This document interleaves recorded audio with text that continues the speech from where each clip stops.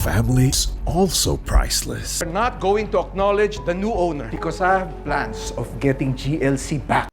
Agad binisita ni Caroline si Lola Nene na hindi niya mailarawan ang saya niya nang malamang nakakakita na ulit ang mama niya, kaya agad siyang tumakbo at niyakap niya ang matanda na pinagmasdan naman siya ni Bingo na masaya din ang binata dahil sa likod ng mga pinagdadaanan nila ay nagawa pa ring dalawin ng dalaga si Lola Nene.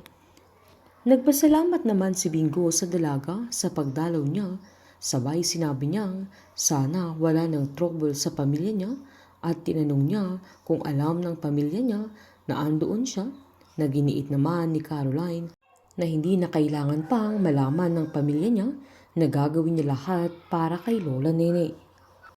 Pagkalabas ni Lola Nene sa hospital ay agad nilang dinalaw si Annie sa kulungan kung saan nagdala sila ng pagkain para sa kanya na si Lola Nene mismo ang nagluto, na sinabi pa ni Bingo na gustong gusto nang madalaw ng mamang niya ang nanay niya. Hinawakan ni Annie ang mga kamay ng matanda na nagpasalamat siya sa pagdalaw niya sa kanya at masaya siya na mabilis nakarecover ang matanda.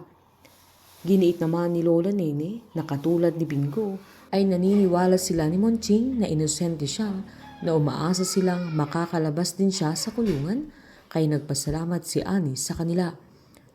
Habang humingi naman ng pabor si Annie kila Lola Nene at Monching dahil sa bagong buhay ng anak niya ay sana samahan nilang tumira sa mansion niya, na sila ang gagabay sa kanya, na tanggapin nila ang lahat ng ibibigay niya para sa kanila. Nanangako naman si Lola Nene na makakaasa si Annie na yun ang gagawin nila. Mangiyak-ngiyak si Annie nang sabihin niyang payapa na ang puso niya na kahit anong mangyari sa kanya ay mahal na mahal nila ang anak niya. Sinaat naman ni Bingo sa nanay niya na isipin na lang ni Annie ang mga magagandang mangyayari sa hinaharap dahil alam niyang makakalabas siya doon at maghihintay sila. Nagpaparamdam na ang pagkawala ni Annie na binilin na niya kila Lola Nene at Monching si Bingo. Habang nakauwi na din si Wilson sa bahay nila kung saan masaya siyang sinalubong ng mga anak niya, pero nakatayo lang si Caroline kaya sinabihan siya ni Cindy na hindi pa niya babatiin ang papa niya, kaya agad naman siyang niyakap ni Caroline. Sinaad pa ni Cindy sa dalaga na tapos na ang masamang bangungot sa pamilya nila, na humingi siya ng pabor sa dalaga na kung pwede ay magsimula sila ulit bilang isang pamilya, na hindi agad nakaimik si Caroline, sabay tinignan niya ang mga kapatid niya at pumayag siya sa hiling ni Cindy. Sabay sinabi niya gustong gusto niya ang bagay na yun, kaya niyakap siya agad ni Cindy. Hanggang kailan naman ang pagpapanggap ni Cindy kay Caroline? Sinalubong naman ni Sherwin si Mr. Alciofani nang paparating na siya sa bahay ni Annie, na hinintay nila ang pagdating ni Bingo, na agad silang pinakilala ni Sherwin sa isa't isa, na masaya si Mr. Alciofani na sa wakas ay namit na niya si Bingo.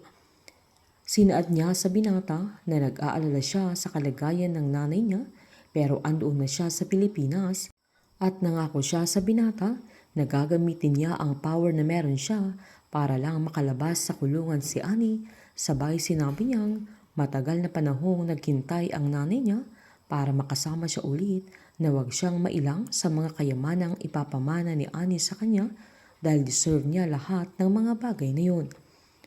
Agad namang inabot ni Sherwin ang isang envelope sa binata, sabay sinabing kasunduan niya na siya na ang nagmamay-ari sa lahat ng ari-arian ni Annie.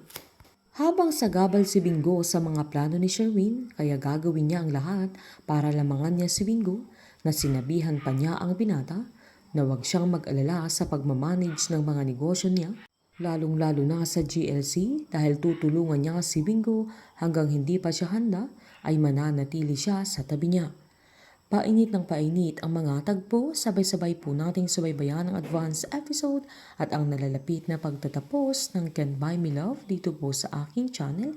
Patuloy lamang po manood at mag-subscribe para ma-update po kayo sa mga susunod na episode. Marami pong salamat.